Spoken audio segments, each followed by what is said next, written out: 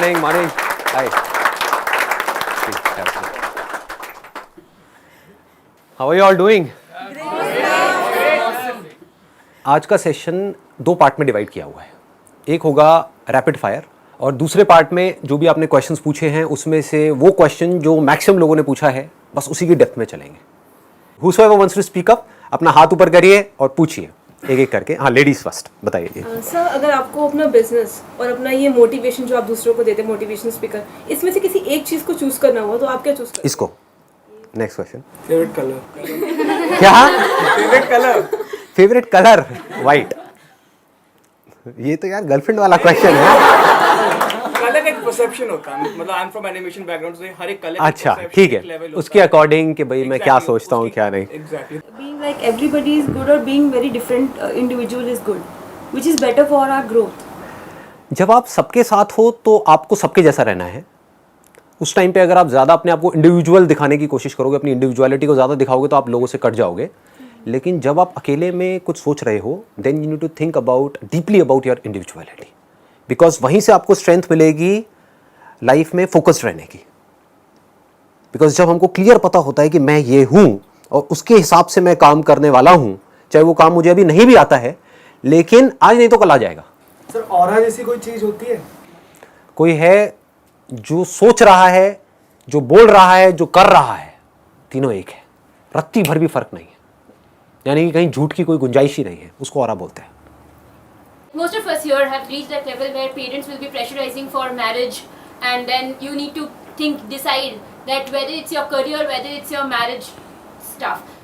Apparently, what should you choose if it's not possible, impossible, literally impossible to find out a balance between both of them? आपकी priority है. किसी के लिए career ज़्यादा important है, किसी के लिए मैरिज ज़्यादा इंपॉर्टेंट है. हर इंसान अपने आप में अलग है. Whatever your priority is, you should choose that, not what my priority is. शादी के लिए कैसे लड़की चूज करनी चाहिए? शादी के लिए कैसे लड़की चूज करें? लड़कियों को देखो, उनसे बात करो. सर, आपका सोर्स ऑफ मोटिवेशन क्या है? मेरा सोर्स ऑफ मोटिवेशन कुछ भी नहीं है. इनफैक्ट मेरी लाइफ में मोटिवेशन नहीं है, मेरी लाइफ में इंस्पिरेशन है. लोग ये वर्ड बहुत ज़्यादा यूज़ करते हैं, मोटिवेशन मोटिवेशन मोटिवेशन. मेरे लिए motivation is like a temporary feeling. जैसे आपने मेरी कोई वीडियो देखी, आपको एक अच्छी फीलिंग हुई, उसको मोटिवेशन बोलते हैं. इंस्पिरेशन इज समथिंग, बुरी फीलिंग्स भी अंदर हो रही हैं, then also you are going आगे आगे आगे आगे लाइफ में बढ़ते चले जा रहे हैं. तो अब सवाल ये उठना चाहिए कि इंस्पायर्ड कैसे हो. मैं वैसे थोड़ा सा डीपली टच कर रहा हूँ because this is a very very important point to be understood, कि हमेशा चार्ज अप कैसे रहें लाइफ में, माइंड पूरी तरह से एक्टिव कैसे रहें, अंदर से इंस्पायर्ड कैसे रहें. उसके लिए क्या करना है कि अपना जो आपका नजरिया है मेरे सेशंस देखने का उसको बदल दो. Don't look at it as a motivational session. Stop calling it as a motivational session. Call it as an understanding session. There are lot of people जो मुझे मिलते हैं, वो ये सवाल पूछते हैं, सर अब हमारी जो और जो थी आदतें वो तो छूट गई है लेकिन आपके सेशन देखने की आदत पड़ गई है. कई लोग मिले हैं मुझे, कहते हैं अब इससे कैसे पीछा छुड़ाएं. मैंने कहा बे घोचू, मेरे सेशंस क्या है? This is all about wisdom. Wisdom किस लिए चाहिए? ताकि आप इस पूरे खेल में रहते हुए इस खेल से बाहर निकल सको. आप समझ गए कि अगर मेरे सेशंस को आप ऐसे देखोगे कि लाइफ को मुझे बारीकी से समझना है, इसलिए मैं इनके सेशंस देख रही हूं या इसलिए मैं इनके सेशंस देख रहा हूं, और एक बार अगर आपको खेल समझ आ गया तो आप अपने आप ही इंस्पायर्ड हो जाओगे. फॉर एग्जाम्पल, आपको नया गेम खेलते हो, जब तक आपको खेल नहीं समझ आता है तो आपको डर भी लगता है अंदर फील्ड में जाने से. आपको लगता है मैं आउट हो जाऊंगी, मैं नहीं खेल पाऊंगी. आपको खेल समझ आ गया तो क्या आप चाह करके भी अपने आप को खेल खेलने से रोक पाओगे? ये समझ लो. तो जो जिंदगी का खेल है ना, ये अगर एक बार आपको समझ आ गया, बिजनेस का खेल समझ आ गया, काम का खेल समझ आ गया, रिलेशनशिप्स का खेल समझ आ गया मेरे सेशंस को देख देख करके, तो फिर आपको खेलने में मजा आने लग जाएगा. मजा आने लग गया तो आपको मोटिवेशन की जरूरत नहीं है, किसी को बाहर से आकर के आपको बोलने की जरूरत नहीं है कि आप ये करो. आप इंस्पायर्ड हो गए, देन आप तेजी से आगे बढ़ते चले जाओगे. जैसे ही नीचे गिरोगे, नॉर्मली क्या होता है जब हम नीचे गिरते हैं तो नीचे गिरते ही चले जाते हैं. तो जैसे ही नीचे गिरोगे, अगर आप अंदर से इंस्पायर्ड हो तो इमीडिएटली आपके अंदर से आएगा उठो, और आप उठ करके खड़े हो जाओगे. Come on, get up, It means get up. inspiration is Instant. long term. Right. Inspiration is permanent. It's permanent. क्योंकि वो आपके अंदर से आ रही है। अब इंस्पिरेशन कैसे आती है? जितनी हमारी समझ गहरी होती चली जाती है उस काम की, जो काम हम कर रहे हैं, उतना ही हम उस काम में इंस्पायर्ड होते चले जाते हैं। कि अगर आप खाना बना रहे हो तो बड़े प्यार से बना रहे हो, समझ करके बना रहे हो, है ना, then you are inspired for cooking. But अगर ऊपर से बना रहे हो पेट भरने के लिए, दैट इज लाइक, वहां पर मोटिवेशन चाहिए। कोई बंदा भूखा होगा, वो कहेगा यार खाना बनाओ ना, क्या हुआ खाना नहीं बना अभी तक? हाँ बना रही हूँ। ठीक है जी, आगे बढ़ते हैं। आपका स्पिरिचुअलिटी की तरफ रुझान कैसे आया and how do you stick to it कि आप उसके मतलब क्या होता है कि ये लेवल्स होते हैं हमारे अलग अलग। जैसे there was a point in time in my life जब मेरा पूरा फोकस था पैसे के ऊपर, कि फाइनेंशियली पूरी तरह से फ्री हो जाऊँ, कि मुझे अपनी पूरी लाइफ में पैसे के बारे में सोचना ही ना पड़े, पैसे से ऊपर उठ जाऊँ। वो कब हो सकता है? वो सिर्फ तब हो सकता है जब मैं अपने आप को कुछ एक्स्ट्रा ऑर्डिनरी बना लूँ किसी भी एक फील्ड में। तो उस वक्त मेरा सारा फोकस उस पर था। फिर वहाँ से आगे बढ़ा तो हेल्थ पे आया, फिर रिलेशनशिप्स के कुछ मेजर इश्यूज हुए, फिर था वहाँ से निकलना है। It was around 4 years back. उसके बाद में लाइफ ने एक अलग टर्न ले लिया। So all I can say to you is K don't try to jump upon things just because कि मैं वो कर रहा हूँ। कि आपको स्पिरिचुअल पाथ पे अभी चलने की जरूरत नहीं है जब तक कि अंदर से नहीं आता। अभी अगर आप एक स्टूडेंट हो, या अभी आपका जो लाइफ का पूरा फोकस होना चाहिए वो होना चाहिए कि अपने करियर को पूरी तरह से स्टेबल किया जाए, या फिर अपने करियर में एक्स्ट्रा ऑर्डिनरी बना जाए। और आप बैठ करके सेल्फ इंक्वायरी कर रहे हो, वो एम आई ये हूँ, तो अपना यहाँ के रहोगे ना वहाँ के रहोगे। इसको अच्छे से समझ लो। अभी इस पॉइंट पे आपकी लाइफ की जो सबसे बड़ी प्रॉब्लम है उसको पहले आपको आइडेंटिफाई करना है, उसको सोल्यूशन निकालना है। आपकी लाइफ में जो भी प्रॉब्लम आज है, वहां से लेकर के जो भी आने वाले 20 साल तक, 50 साल तक आने वाली है, उन सबके सॉल्यूशंस मेरे सेशंस में मिलेंगे आपको। तो जो प्रॉब्लम आपको आने वाले 20 साल बाद आने वाली है, यानी कि अपने करियर में सेट हो गए, खूब पैसा आ गया, उसके बाद भी जिंदगी में खालीपन है, परेशानियां हैं, टेंशन है, व्हाटएवर इट इज, उस स्ट्रेस से बाहर कैसे आए, उसका सोल्यूशन आपको उस वक्त जरूरत पड़ेगी जब आप पैसे से ऊपर उठ गए हो। वंस यू हैव मनी, उसके बहुत सारे साइड इफेक्ट्स हैं। जैसे हर दवाई का अपना एक साइड इफेक्ट होता है, ऐसे ही पैसे का अपना एक साइड इफेक्ट है। कम हो तो भी प्रॉब्लम है, ज़्यादा हो तो भी प्रॉब्लम है। फॉर एग्जाम्पल, आज से बहुत साल पहले एक जेन्युइन प्रॉब्लम थी इंसान के लिए कि जो और जानवर थे वो इंसान से ज़्यादा ताकतवर थे और इंसान के ऊपर अटैक हो रहे थे, शेर के, चीते के और बहुत सारे जानवरों के। तो इंसान ने क्या किया? वेपन्स बनाए, पत्थर के वेपन्स बनाए, फिर धीरे धीरे लोहे के वेपन्स बनाए जिसको तलवार बोलते हैं, फिर गन्स बनाई। अब क्या बन गए? Nuclear weapons. Do we need nuclear weapons? Weapons बनाए थे एक प्रॉब्लम को सॉल्व करने के लिए। वो प्रॉब्लम अब कहां है? आप यहां पर आ रहे थे, कोई शेर पीछे भाग रहा था आपके, कोई भालू पीछे पड़ा था, आज किसी वेपन की जरूरत है? कुत्ते पीछे पड़ रहे थे। कुत्तों को टैकल करने के लिए प्यार की जरूरत है। अब ध्यान से समझो क्या हो रहा है, यहां तक पकड़ में आ रही है बात? इंसान शुरू तो हो गया, उस वेपन्स को बनाने का काम तो उसने शुरू कर दिया, अब वो रोक नहीं पा रहा है अपने आप को ना। इंसान को ये नहीं पता है कि अपने आप को रोके कैसे। और आज इंसान के लिए सबसे बड़ा खतरा क्या है? वही वेपन्स है। सोचो जो न्यूक्लियर वेपन्स है वो किसी टेररिस्ट ऑर्गेनाइजेशन के हाथ में आ जाए तो क्या हो सकता है? तो इन शॉर्ट, हम पैसा कमाना शुरू करते हैं इसलिए कि हम खुश हो पाए, लेकिन फिर जब पैसा आता है तो हमारे दुख की सबसे बड़ी वजह पैसा बन जाता है। मतलब क्या होता है कि एक रियल प्रॉब्लम होती है जिसका हम सॉल्यूशन निकाल रहे होते हैं, फिर सॉल्यूशन निकालते निकालते वो सॉल्यूशन खुद एक प्रॉब्लम बन जाता है। बस ये हमको समझना है। तो अगर हमने उस प्रॉब्लम का सॉल्यूशन निकाला और वहीं रुक गए तो कोई प्रॉब्लम नहीं है। कि मतलब अभी आप मानो एक बहुत ही खराब कंडीशन में हो, मतलब एक ऐसे एरिया में रह रहे हो जहां पर चारों तरफ गंदगी है, बिजली की प्रॉब्लम है, रेंट की प्रॉब्लम है, ये सब रियल प्रॉब्लम्स है। इसका सॉल्यूशन क्या है? पैसा। आपको पैसा चाहिए वहां से बाहर निकलने के लिए, एक ठीक ठाक लोकेलिटी में जाने के लिए जहां पर एटलीस्ट साफ सफाई हो, एक पीसफुल सी आपको लाइफ मिले। अब क्या होगा? वहां पर तो पहुंच जाओगे, लेकिन अब भी आप पागलों की तरह आगे भागे जा रहे हो एंडलेसली। वो आगे भागने की वजह से अनलिमिटेड नई प्रॉब्लम्स खड़ी हो जाएंगी। अब आप गधों की रेस में शामिल हो गए। चारों तरफ गधों की रेस हो रही है। ये न्यूक्लियर वेपन्स क्या है अगर गधों की रेस नहीं है तो? अरबों खरबों रुपए उसके अंदर लग रहा है। इसकी जरूरत है क्या इंसान को? या जरूरत है कि जो बच्चे भूखे मर रहे हैं वो पैसा उसमें लगाया जाए? सोचने वाला पॉइंट है। Do we really need nuclear weapons? ये चीज समझनी है। हाँ, rapid fire. What is happiness? Happiness एक चॉइस है। ये एक बहुत बड़ी गलतफहमी है लोगों को कि हैप्पी होने के लिए मुझे ये करना होगा, वो करना होगा, whatever it is. In this particular moment, if you want to be happy, choose to be happy and you are happy. If you don't choose to be happy, आप लाइफ में कहीं भी पहुंच जाओ, कुछ भी कर लो, you will never be happy. It's a conscious choice. You need to decide right now. अभी डिसीजन लिया कि मुझे खुश होना है, मैं खुश हूं।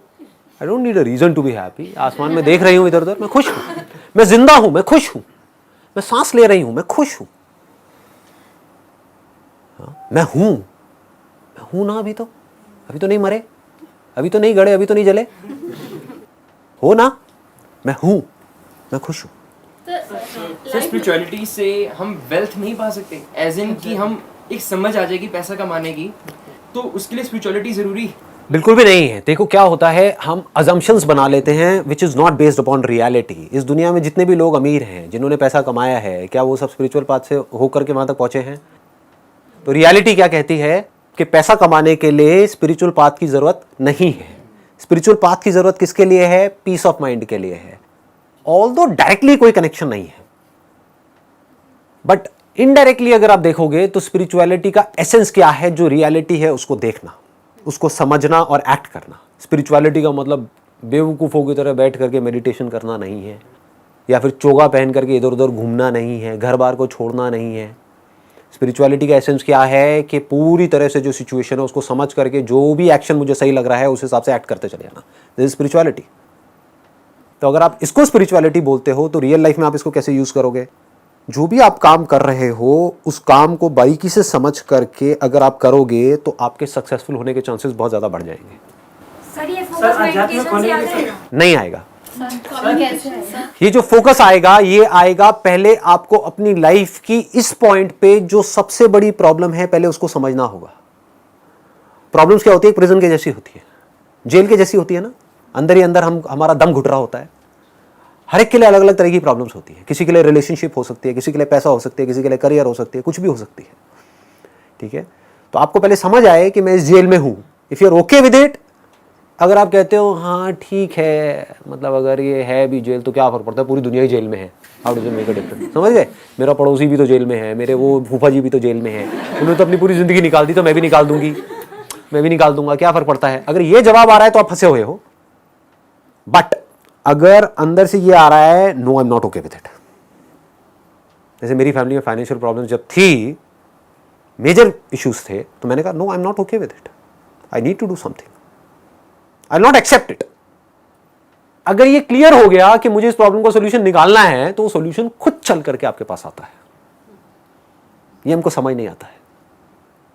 प्रॉब्लम में ही सोल्यूशन छुपा होता है। हर बीमारी का इलाज कहीं बाहर नहीं होता है, उसी बीमारी में होता है। जैसे ही उस बीमारी का कॉज समझ आता है वहीं पर उसका इलाज छुपा हुआ होता है। तो if you can feel the problems that you are going through, आपको समझ आ रहा है कि मैं पढ़ रहा हूं इसलिए नहीं कि मुझे पढ़ करके मेरे घर वाले कह रहे हैं, फॉर एग्जाम्पल मैं पढ़ रहा हूं इसलिए कि मुझे इस कचर पट्टी से बाहर निकलना है, कि माँ बीमार है और माँ के इलाज के लिए पैसा नहीं है। ये क्या है? एक इमेजिनरी प्रॉब्लम है, रियल प्रॉब्लम है? रियल प्रॉब्लम है भाई। तो सबसे पहले अपनी लाइफ की रियल प्रॉब्लम्स आइडेंटिफाई करो, उन रियल प्रॉब्लम्स को बारीकी से ऑब्जर्व करते चले जाओ and ask yourself again and again, am I okay with it और I am not okay with it? If the answer is I am not okay with it, find out a solution. There is no problem जिसका solution ना हो। Problems तो endless हैं, वो तो चलती ही रहेंगी एनी हाउ। मतलब prioritise, it's a good point. Prioritise, वो प्रायोरिटी नहीं है ना हमारी लाइफ में। प्रॉब्लम्स अनलिमिटेड हैं, जिसमें से 99% इमेजिनरी प्रॉब्लम्स हैं। उसको अगर आप बारीकी से देखोगे कि प्रॉब्लम्स की वजह से मर गई तो क्या होगा फिर उसके बाद? मतलब मैं समझा नहीं। मैं मतलब we all have an expiry date ना, हो सकता है कि शायद मैं ये क्या है? अब देखो, बड़ा बड़ा अच्छा इन्होंने क्वेश्चन पूछा है, is it a real problem और an imaginary problem? Imaginary problem हो सकता है आप ना मरो 100 साल तक भी। ये दुआ नहीं है, वैसे बद्दुआ है, समझ रहे हो? पहले के जमाने में बोलते थे 100 साल तक जिंदा, आज तो बद्दुआ है। इतने पोल्यूशन में 100 साल तक आदमी का क्या हाल होगा? अगर मैं स्पिरिचुअलिटी की बात पर कब चलूंगी, मतलब मुझे नहीं पता फैक्ट ऑफ लाइफ कि हाँ एक टाइम तो जो आपकी रियल प्रॉब्लम्स है, अगर रुक करके आप तसल्ली से उसको देखोगे ना, फॉर एग्जांपल रिलेशनशिप्स की आपकी प्रॉब्लम्स हैं, रियल प्रॉब्लम्स हैं, अगर अपनी पूरी एनर्जी लगा दी, पूरा फोकस लगा दिया उसको सॉल्व करने में, कुछ दिनों के अंदर अंदर वो सॉल्व हो जाएगी. Sometimes something is happening in the relationship, maybe in the office, कुछ conflicts, कुछ politics चल रही हैं, something like that. And एक बंदा प्रेशराइज हो रहा है चीज़ों को लेकर के, उसको बार बार प्रेशराइज किया जा रहा है. अब वहाँ पे अगर मैं बोलूँ कि मुझे अपना स्पिरिचुअल पावर यूज़ करना है, आई हैव टू थिंक कि like I am positive, whatever is going on let them go, मतलब चलने दो उसको. सो वहाँ हम लोग ये स्पिरिचुअल पावर यूज़ कर सकते हैं, वहाँ हम अपनी थिंकिंग को चेंज कर सकते हैं ना पॉजिटिव वे. राइट, बट वो भी समझना होगा कि वो फ्रस्ट्रेशन किस लेवल की है. एक है कि कोई हम किसी ऑफिस में काम कर रहे हैं और हमारा जो बॉस है वो एक लिमिट में हमारा टॉर्चर कर रहा है, या वहाँ पर जो पॉलिटिक्स है वो लिमिट में है, तो वहाँ पर तो आप ठीक है एक पर्सपेक्टिव को अपने चेंज कर लोगे, अलग नज़र से दुनिया को देख लोगे, वहाँ पर जो फ्रस्ट्रेशन है उसको घर पे जा करके थोड़ी देर मेडिटेशन करोगे, थोड़ा सा रिलैक्स हो जाओगे. लेकिन अगर वो प्रॉब्लम बड़ी है तो वो रियल प्रॉब्लम है, यानी कि जो ऊपर बंदे बैठे हैं वो करप्ट हैं. समझ पा रहे हो कि जो बॉस है उसका नेचर ही ऐसा है कि वो आपको चैन से जीने ही नहीं देगा. वहाँ पे कोई स्पिरिचुअलिटी काम नहीं आएगी. वहाँ पे क्या काम आएगा? Action. You need to act fearlessly. Action क्या कहेगा? छोड़ो इस कंपनी को, कोई और कंपनी ज्वाइन करो.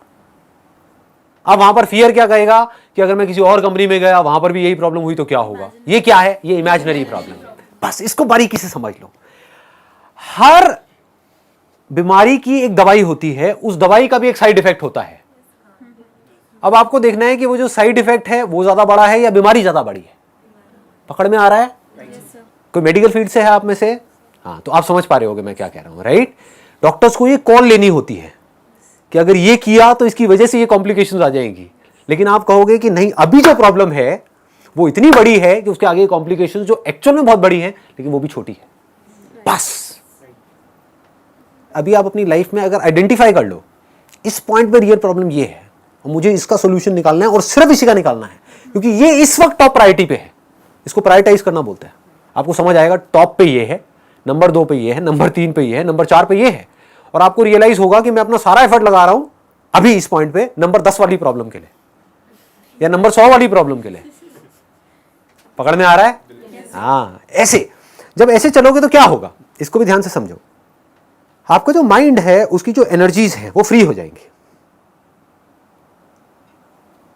आज आपकी जो माइंड की एनर्जीज है वो फ्री नहीं है, क्लटर्ड है. माइंड के अंदर खचड़ पचड़ है. न्यूज़ देखी कोई उल्टी सीधी कहीं पर न्यूज़पेपर में या फेसबुक पे या व्हाट्सएप पे, अब आपको मन कर रहा है उसको जानने का, उसके बारे में सब कुछ जानने का, ये क्या हुआ, कैसे हुआ, क्यों हुआ, व्हाटएवर. उससे आपकी लाइफ कैसे बेटर होगी? लगाओ दिमाग. ये इंसान का बेसिक नेचर है. अगर मैं यहाँ पे दीवार पे लिख दूं ना कि इसके पीछे मत देखना, सारे जाएंगे देखने के लिए. This is called curiosity. तो इस क्यूरियोसिटी को सही डायरेक्शन देनी है. लाइफ में फोकस क्लियर होना चाहिए, गोल क्लियर होना चाहिए. जब मैं बोलता हूं ना कि अपना काम करो और उसके बाद में अपना 100% लगाओ और उसके बाद में जो भी हो रहा है अच्छा या बुरा उसको छोड़ दो, लोग इसका गलत मतलब निकाल लेते हैं. लोग क्या निकालते हैं? गोल सेटिंग की जरूरत नहीं है, सक्सेस के बारे में सोचने की जरूरत नहीं है. अरे नहीं जी, ऐसा नहीं है. You need to work for success. मतलब कि अपने आप को तैयार कर रहे हो सक्सेसफुल होने के लिए, उसके बाद फेल भी हो गए तो फर्क नहीं पड़ता. जब मैंने अपने करियर की शुरुआत करी थी तो मेरा जो गोल था वो उस समय कोई क्लियर नहीं था, तो इट वाज लाइक भटका हुआ था, कभी कुछ कभी कुछ कभी कुछ, धक्के खा रहा था इधर उधर. फिर एक ऐसा पॉइंट आया था जब जा करके गोल क्लियर हो गया था कि मुझे ये करना है. जैसे वो क्लियर हुआ, सक्सेस मिल गई. पहले ये सीखना है कि माइंड को एक जगह पर लगा करके कैसे सक्सेस को अचीव किया जाता है, पहले ये समझ आना चाहिए. जब आपको वो समझ आ जाएगा तो वो आपकी आदत बन जाएगी. वो तब हो सकता है जब प्रॉब्लम बहुत बड़ी हो. जैसे अभी अगर मैं आपको यहाँ पर फॉर एग्जांपल एक पानी का बड़ा सा ड्रम रखूँ और आपका मुंह ले जा करके उसके अंदर कर दूँ, क्या होगा? एनर्जी आपकी कम लगेगी बाहर निकलने के लिए या पूरी लग जाएगी? क्यों? प्रॉब्लम बड़ी है, बहुत बड़ी है. इससे बड़ी कोई प्रॉब्लम है? नहीं है. तो जितनी बड़ी प्रॉब्लम उतनी बड़ी एनर्जी, उतनी बड़ी फोर्स के साथ आप उसका सॉल्यूशन निकालोगे और उतने ही ज्यादा चांसेस होंगे उस प्रॉब्लम को सॉल्व करने के. तो अभी आपको पकड़ना है कि आपकी ऐसी कौन सी प्रॉब्लम है, कौन सी ऐसी बीमारी है, या क्या ऐसा इश्यू है अभी आपकी लाइफ में जो सबसे बड़ा है, जिसका सॉल्यूशन नहीं निकाला तो हो सकता है आपके अंदर से आए, नहीं भैया इसके बिना तो लाइफ नहीं चल सकती। तो अगर प्रायोरिटी सेट है लाइफ में तो फोर्स पूरी आएगी, फिर डर नहीं होगा वहां पे, फिर ये नहीं होगा कि मैं ये कर पाऊंगा या नहीं कर पाऊंगा, फिर तो कर ही जाऊंगा। आपने इस तरह से लाइफ की एक भी प्रॉब्लम अगर आपने सॉल्व करी तो अगली प्रॉब्लम जो होगी, जो सेकंड प्रायोरिटी पे होगी, उसको भी आप बड़े आराम से सॉल्व कर सकते हो। कॉन्फिडेंस बढ़ गया ना। कॉन्फिडेंस ऐसी तो बढ़ता है, एक काम किया और वो अच्छे से किया, उसमें मैं सक्सेसफुल हुआ, अब मेरे में कॉन्फिडेंस है, मैं दोबारा भी वो काम कर सकता हूं, उन्हीं फंडों को कहीं और भी लगा सकता हूं। फिर धीरे धीरे क्या होगा, लाइफ सॉर्ट आउट होती चली जाएगी। लाइफ तो वन वर्ड में डिफाइन करना होगा। लाइफ को वन वर्ड में डिफाइन करना, खेल है, Sir, spirituality Game of for life. present life or for next life? Do you have a proof of next life? No, no, सिर्फ अपनी बात करना और लोगों की नहीं, नहीं है ना, बिल्कुल नहीं। तो वाई गेट इनटू बिलीफ्स? हो सकता है दूसरी लाइफ हो सकता है ना हो, ऐसी फालतू की इमेजिनरी प्रॉब्लम्स में जाना ही क्यों है जबकि रियल प्रॉब्लम्स अनलिमिटेड है। अच्छा ट्रुथ क्या है लेकिन? मतलब मेरे पूरे सेक्शन की धज्जियां उड़ा दी। मैं अभी क्या कह रहा हूं भाई मेरे, देखो ध्यान से समझो। वैसे तो एक चीज आपके आगे लाइव डेमो हो रहा है, समझ रहे हो ना लाइव डेमो क्या है? मैंने क्या कहा, आपकी रियल प्रॉब्लम्स कुछ और हैं, लेकिन हम इमेजिनरी प्रॉब्लम्स के सॉल्यूशन ढूंढने में लगे हुए हैं। मैं बोलता हूं है, मैं बोलता हूं नहीं है, उससे फर्क क्या पड़ने वाला है? लगाओ दिमाग, आपकी लाइफ कैसे बेटर होने वाली है। तो अगर आपकी ऐसी आदत बन गई जिसकी मैं बात कर रहा हूं, अगर ये बात पकड़ में आ रही है, तो क्या होगा, आपका हमेशा जो ध्यान है वो सिर्फ और सिर्फ रियल प्रॉब्लम्स पे रहेगा, और उसमें से भी जो अभी टॉप प्रायोरिटी पे होगी उस पे रहेगा। फिर एक ऐसा टाइम आएगा आपकी लाइफ में जाकर के जब रियल प्रॉब्लम्स होंगी ही नहीं। सर सबकी सारी प्रॉब्लम सॉल्व हो गई हो, उसके बाद में क्या? उसके बाद में इस दुनिया में बड़ी प्रॉब्लम्स है जी। चलो जी, थैंक यू सो मच।